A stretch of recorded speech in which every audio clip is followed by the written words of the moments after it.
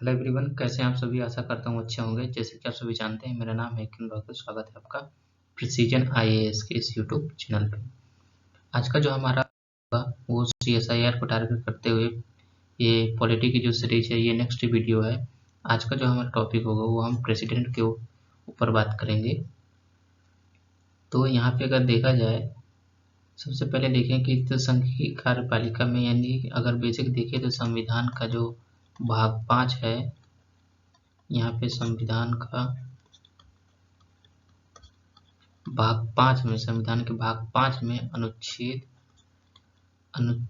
52 से 78 तक यहाँ पे संघ की कार्यपालिका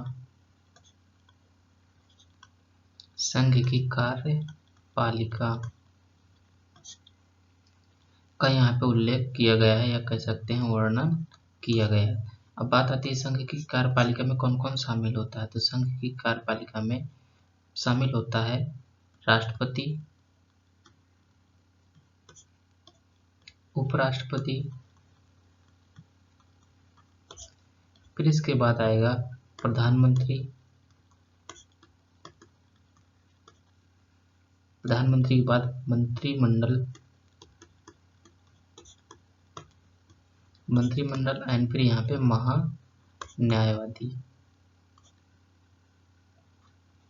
महान्यायवादी जिसे अटॉर्नी जनरल ऑफ इंडिया कहते हैं। तो यहाँ पे ये जो 5 सदस्य हैं, ये संघ की कार्यपालिका में शामिल होते थे। आपसे यहाँ पे एक क्वेश्चन पूछा जा सकता है ऐसे कि संघ की कार्यपालिका में कौन शामिल है या शामिल है, तो आपको 4 ऑप्शन दे दिया जाएगा। इस तरीके से पूछा जा सकता है, तो आपको इसे भी याद रखना है। फिर अगर बात करें तो यहाँ पे संघ की कार्यपालिका में आज का जो हमारा टॉपिक है वो राष्ट्रपति के ऊपर हम बात करेंगे। तो यहाँ पे अगर राष्ट्रपति के निर्वाचन की अगर बात करें तो निर्वाचन, यहाँ पे राष्ट्रपति का निर्वाचन, राष्ट्रपति का जो निर्वाचन होता है, इसमें सबसे पहले देखते हैं कि जो निर्वाचन होता है इसमें कौन कौन भाग लेता है। तो इसमें संसद के दोनों सदनों के सदस्य, यहाँ पे संसद के दोनों सदन के निर्वाचित सदस्य, यहाँ पे संसद के दोनों सदन यानी कि जो है यहाँ पे लोकसभा और राज्यसभा दोनों के निर्वाचित सदस्य यहाँ पे भाग लेते हैं। प्लस इसके साथ साथ जो राज्य विधानसभा के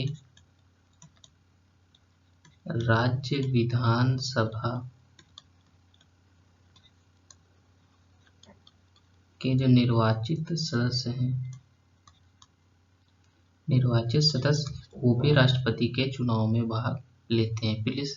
प्लस इसके साथ साथ देखें तो जो केंद्र शासित प्रदेश यानी कि यूटी जो है, इसमें से एक तो दिल्ली प्लस पुदुचेरी, यहाँ पे दिल्ली और पुदुचेरी की जो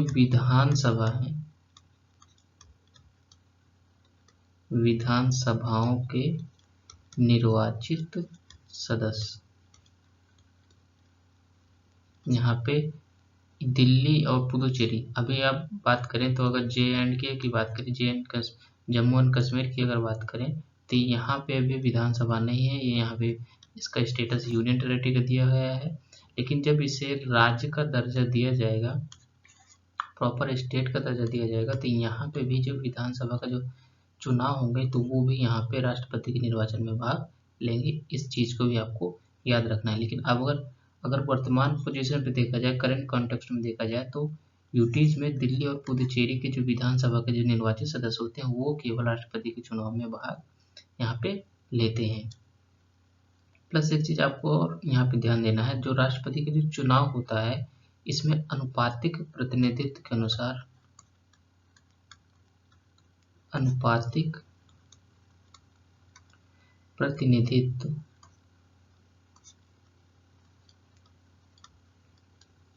के अनुसार इसके अनुसार यहाँ पे एकल संक्रमण यानी कि एकल ट्रांसफरेबल जो वोट होता है यहाँ पे किया जाता है, एकल संक्रमणीय मत का यहाँ पे प्रयोग करते हुए राष्ट्रपति का चुनाव होता है, और ये जो चुनाव होता है ये गुप्त मतदान के द्वारा यहाँ पे होता है। तो इतनी 4 चीजें आपको यहाँ पे याद रखनी है। सबसे पहले अनुच्छेद 52 में कहा गया है कि भारत में एक राष्ट्रपति होगा और भारत का ही वरिष्ठतम नागरिक भी माना जाता है।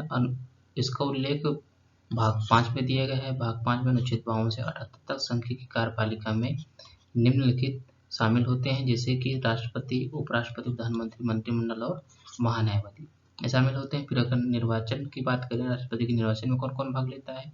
संसद के दोनों सदन के निर्वाचित सदस्य यानी कि लोकसभा और राज्यसभा के दोनों के निर्वाचित सदस्य, राज्य विधानसभाओं के निर्वाचित सदस्य होते हैं। प्लस अगर यूनियन टेरिटरी की बात किया जाए तो वहाँ पे दिल्ली और पुदुचेरी के जो विधानसभाओं के जो निर्वाचित सदस्य होते हैं वो यहाँ पे भाग लेते हैं। अगर जम्मू कश्मीर के बारे में पूछा जाए तो जम्मू कश्मीर में आपको नोट लगा कर यहाँ पे नोट कर लेना है कि जब यहाँ पे अभी इसको जब राज्य का दर्जा दिया जाएगा तब ये भी राष्ट्रपति के चुनाव में भाग ले सकते हैं। अब इसको भी याद रखेंगे। प्लस जो राष्ट्रपति का जो चुनाव होता है ये अनुपातिक प्रतिनिधित्व के अनुसार एकल संक्रमणीय मत के अनुसार होता है, और ये जो मतदान होता है ये गुप्त मतदान होता है। ये आपको इतनी चीजें याद रखनी है।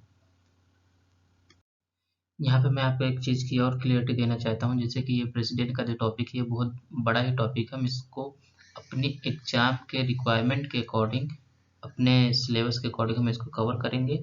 जो हमारे एग्जाम में पूछा जाता है या कैसे प्रीवियस ईयर में पूछे गए क्वेश्चन है उनके अकॉर्डिंग हम इसको कवर करेंगे।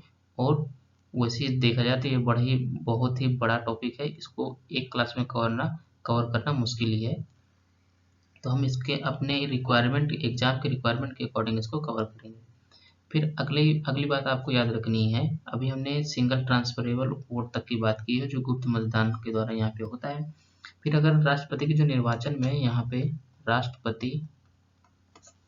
राष्ट्रपति का जो निर्वाचन होता है,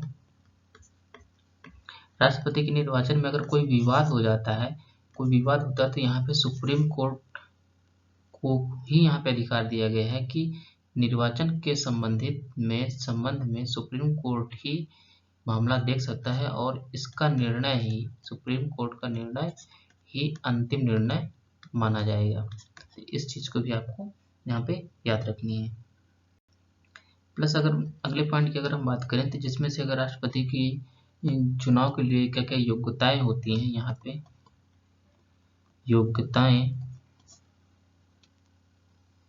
यहाँ पे अगर योग्यताएं की बात करें तो सबसे पहले वो भारत का नागरिक हो,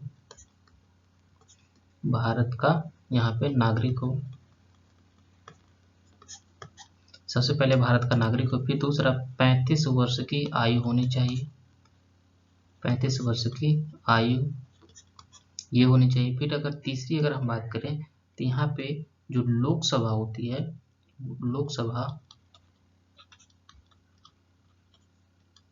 लोकसभा के सदस्य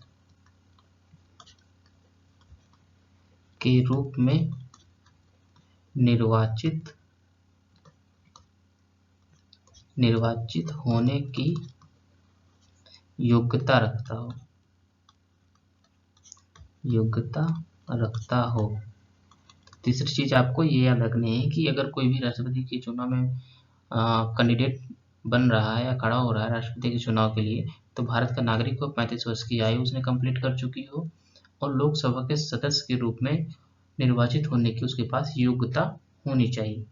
ये चीजें होती हैं। प्लस एक अन्य यहाँ पे लाभ के पद पर नहीं होना चाहिए, जैसे कि अगर वर्तमान में देखा जाए तो जो संघ के जो राज्यपाल और अथवा संघ के जो मंत्री का जो पद होता है ये लाभ का पद नहीं माना जाता है, अन्य किसी लाभ के पद में नहीं होना चाहिए। प्लस और इसमें देखा जाए तो जो भी कैंडिडेट खड़ा होता है वो जो है 15,000 रुपए आरबीआई में जमा करते हैं जमानत राशि के रूप में। ये जो है जमानत राशि के रूप में आरबीआई में जमा करते हैं ताकि चुनाव में अच्छी तरीके से भाग ले सके, इस तरीके से। प्लस जो कैंडिडेट होते हैं अगर वो कुल मत का, यहाँ पे जो कुल मत का 1/6 भाग अगर वो चुनाव में नहीं प्राप्त कर पाते हैं तो ये जो जमानत राशि है ये यहाँ पे जब्त हो जाती है। तो ये भी आपको यहाँ पे याद रखनी है। प्लस अगर अगले पॉइंट की बात करें तो जो राष्ट्रपति होते हैं, भारत के जैसे राष्ट्रपति हैं, तो राष्ट्रपति को जो शपथ हो दिलाया जाता है तो सुप्रीम कोर्ट के जो मुख्य न्यायाधीश होते हैं, उनके द्वारा शपथ दिलाया जाता है। अगर ये अनुपस्थित है या नहीं है तो जो भी वरिष्ठ न्यायाधीश होंगे वो यहाँ पे राष्ट्रपति को शपथ यहाँ पे दिलाते हैं। तो इतनी बातें इससे भी आपको याद रखनी है। फिर यहाँ पे अगर हम अगले पॉइंट की बात करें, जैसे राष्ट्रपति हैं, राष्ट्रपति ये अपना त्यागपत्र उपराष्ट्रपति को सौंपते हैं, उपराष्ट्रपति को यहाँ पे सौंपते हैं। अगर किसी कारणवश राष्ट्रपति कार्यकाल में नहीं है और उपराष्ट्रपति भी कार्यकाल में नहीं है तो इस स्थिति में जो सुप्रीम कोर्ट के मुख्य न्यायाधीश होंगे, मुख्य न्यायाधीश वो जो है राष्ट्रपति का कार्यभार संभालते हैं। फिर अगर बात किया जाए, ये तो रहा त्यागपत्र की, तो अगर बात करें राष्ट्रपति को पद से हटाने के लिए, पद से हटाने का आधार क्या है? पद से हटाने का आधार है संविधान का उल्लंघन, संविधान का उल्लंघन। सिर्फ एकमात्र आधार है संविधान का उल्लंघन के आधार पर ही अनुच्छेद 61 में जो महाभियोग की प्रक्रिया दी गई है, महाभियोग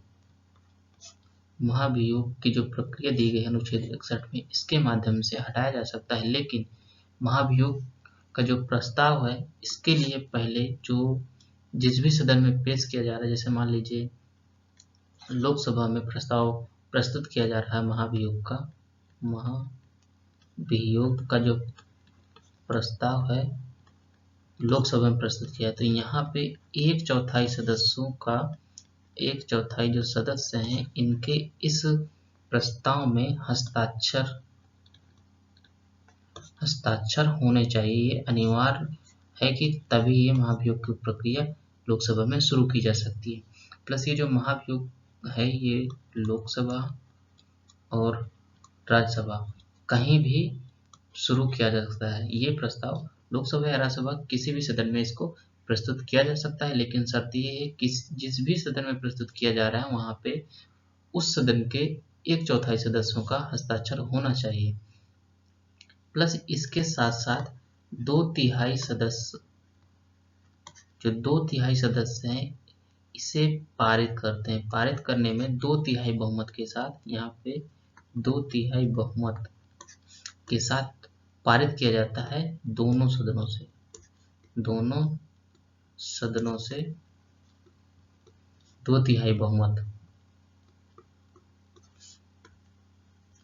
बहुमत से पारित। जैसे ही ये 2/3 बहुमत से दोनों सदनों से पारित होता है तो राष्ट्रपति को पद से हटा हुआ माना जा सकता है।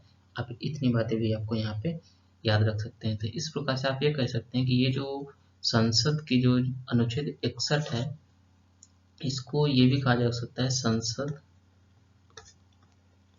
की अर्धन्यायिक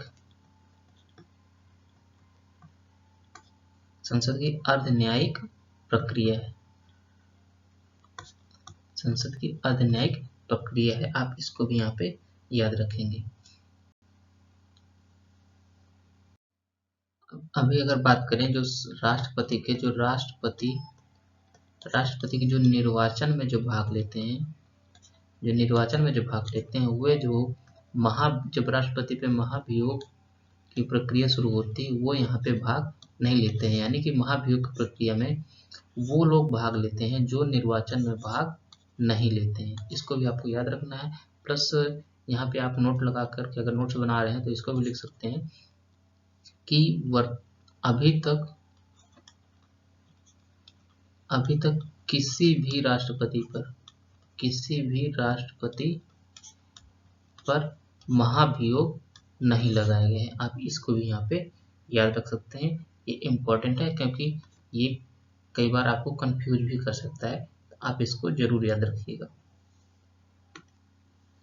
प्लस यहाँ पे एक फैक्ट के रूप में आपको याद रखना है, जो अनुच्छेद 123 है, इसमें क्या है, इसको आपको याद रखना है। जैसे कि इसमें अध्यादेश जारी करने की शक्ति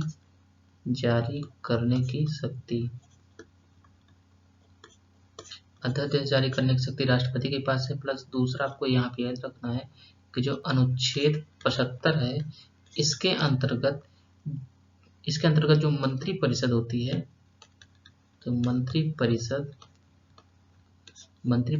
लोकसभा के प्रति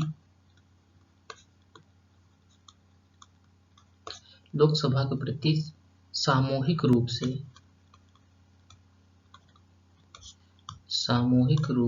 उत्तरदायी होती है।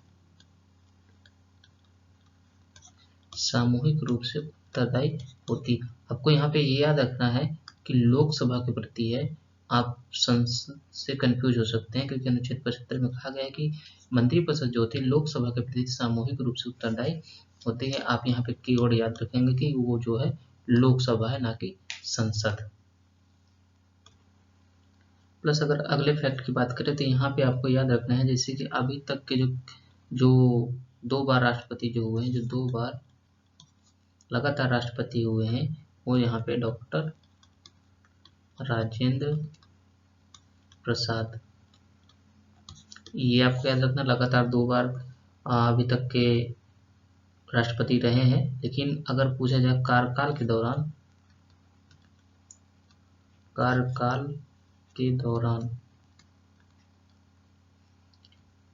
जो राष्ट्रपति हैं उनका जो निधन हुआ है, यहाँ पे 2 राष्ट्रपति हैं। यहाँ पे हैं जाकिर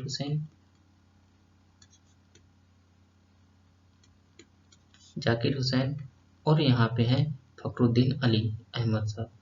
तो यहाँ पे ये भी याद रख सकते हैं, फखरुद्दीन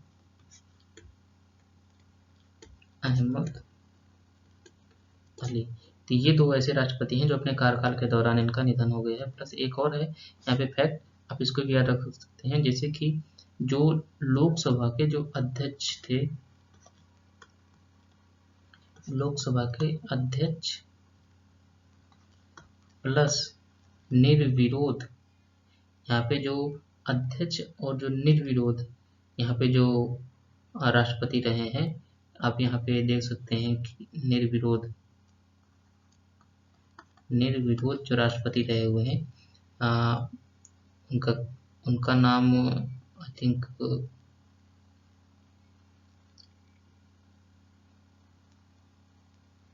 वो मुझे याद है, लेकिन याद नहीं आ रहा है सही से क्या उनका नाम है, जो निर्विरोध हुए हैं। चलिए, ये आप आंसर मुझे कमेंट बॉक्स में दीजिएगा, इसका आंसर आप मुझे कमेंट बॉक्स में दीजिएगा। अगर मुझे याद आएगा तो मैं आपको ज़रूर बता दूंगा। जैसे कि उनका कुछ नाम है,